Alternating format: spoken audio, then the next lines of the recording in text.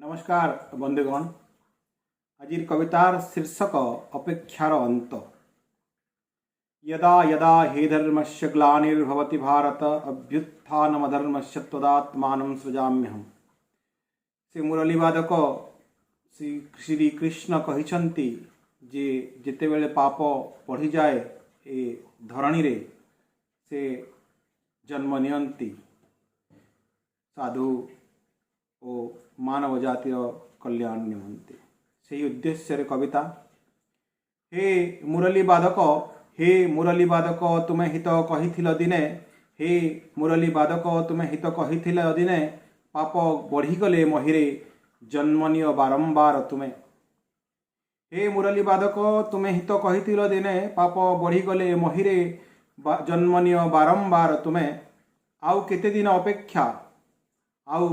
दिन अपेक्षा इमहि करिव तुमर, आउ केते पाप हेले जन्मिव तुमे, आउ केते पाप हेले जन्मिव तुमे। नमस्कार बंधुगण।